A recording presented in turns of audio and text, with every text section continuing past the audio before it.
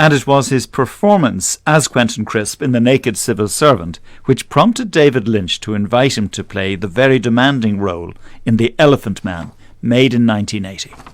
Well, I had a great compliment from David Lynch, of course, who directed The Elephant Man. I asked him once, I said, what on earth made you think of me for this? Which I think is a fairly reasonable question.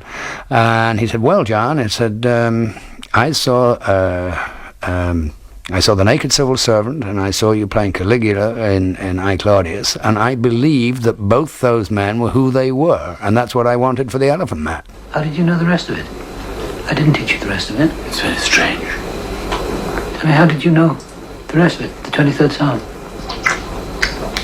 I used to read the Bible every day. I know it very well, and the Book of Common Prayer. 23rd Psalm's beautiful. It's my favourite. Jeeves, come and see me in my office when you're through up here. Something important I want to say to you. You do mix it with the best, don't you? Anthony Hopkins and John Gielgud, along with one John Hurt in that extract from The Elephant Man. But that would have been, for any actor, a very, very difficult role because, first off, it's a very, very unusual part to play. But also, you had the physical thing. How long did it take to put that extraordinary prosthetic device or whatever it was on? And how was the whole thing shot? Well, you have to remember the prosthetics were really in their infancy at the time, as we know them. And so we had about 22 separate pieces, which all have to be baked in an oven the night before. And they all faded away to nothing. So the 22 pieces, plus the cranium, it took about 7 hours to put on. So we had to invent a different way of shooting altogether. We shot every other day, because I would be in a chair from 4 o'clock in the morning till noon. Had my last thing to eat, which was 2 raw eggs mixed with orange juice, sucked through a straw at 9 o'clock in the morning, and then we worked right through till 10:30 at night without a stop. The crew had a running buffet, but I was not able to eat. I'm sad to say that I did discover a way to smoke, but I was not able to eat. And then it took another 2.5, maybe 3 hours to get it off. So it was almost a 20-hour day. You have an extraordinary ability to submerge yourself in a character without having to have a prosthetic device like this. Was it easier to submerge yourself in this character because when you looked in the mirror you could see somebody who clearly wasn't John Hurt in front of you, or was it more difficult because for physical reasons? Well, in a sense it was more difficult because you had, I mean, talking of Orson Welles and choices, there were a myriad of choices in that. How was I going to approach it? I mean, if you wanted to be realistic, for a start, I wouldn't have used the voice that I used. But I used the voice that I used for dramatic reasons, not for realistic reasons. And also, you know, the head was far from realistic in a sense. But it was part of the style. And for me, if there is an equation, style equals reality. If you get the style right, the reality will be assumed. And with Elephant Man, it was to use the voice that I used. I used a voice that he would have loved to have had. And for me, that was dramatically much more usable than doing a fairground voice that probably he would have possessed. And Hurt's voice was a very important part of his acting success. He played the role of Winston Smith in Orwell's 1984. His fellow actor was Richard Burton. Both men celebrated for their remarkable voices. Smith, I have been reading your Newspeak articles in the Times. Yes. You write very elegantly. That is not my own opinion. I was recently talking to a friend of yours who is an expert. His name has slipped my memory for a moment. What I wanted to say was that there were 1 or 2 unwords, only very recent. Have you seen the 10th edition of the Newspeak Dictionary? No, we're still using the 9th edition in Minrack. A few advanced copies have been circulated. I have one myself.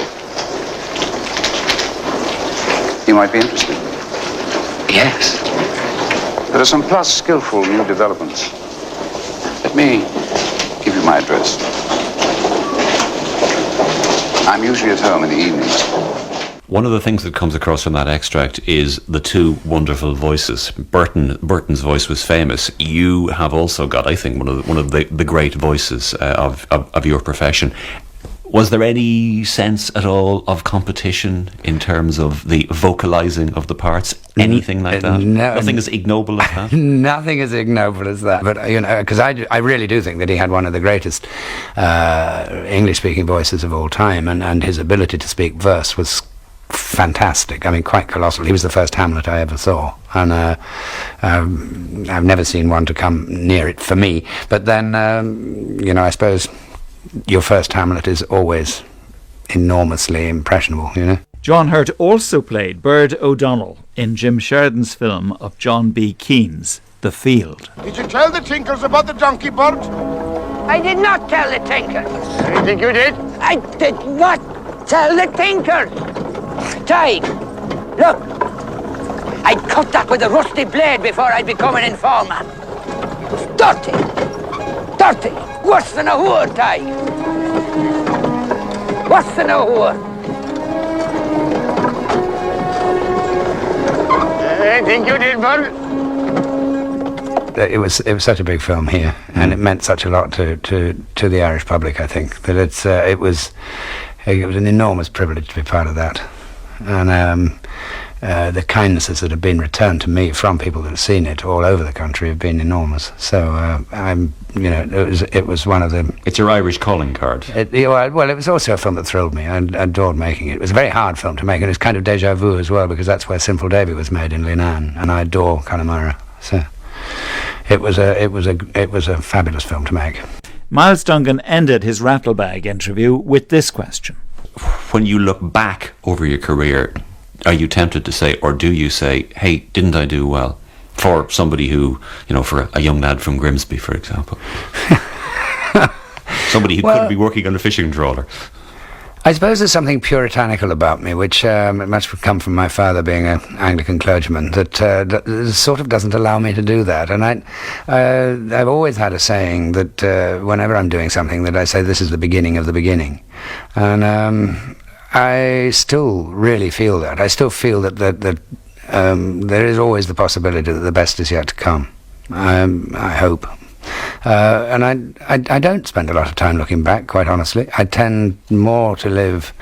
I don't live in the future either. I do tend to live for the now. And that is the way I am. John Hurt, who died last month at the age of 77. And a postscript. This courtesy of the Rattlebag producer when Miles Dungan recorded that interview. Kevin Reynolds was the producer, and when John Hurt, off the record, told this story about an incident in the Gresham Hotel in Dublin, Kevin Reynolds switched on the tape recorder. This has not been heard before. It was in the Gresham that I once went in and asked for you see, this is another interview, and when I was making Sinful Davy, actually, and I suddenly felt like, I must have been in my cups, but I felt like fish and chips. So I said to the waiter, and I got a table, because it was a very, very posh hotel at that time, and I said to the waiter, I feel like fish and chips, and he said, certainly, sir. I said, but I don't really feel like fish and chips, I really want it on newspaper. And he said, certainly, sir, and went away. And then when he came back, there was a plate, beautiful plate, but absolutely perfectly cut out was the front page of the Irish Times, with the Irish Times written at the top, with my fish and my place and chips on top of it. And he put it in front of me without a single word of recognition. And so I thought, well, if this is style, well, let's be stylish. So I thanked him greatly, and he said, not at all, sir, and so on. And that's how it was. Such anecdotes often shared after an interview, but not always recorded, so special thanks to Kevin Reynolds.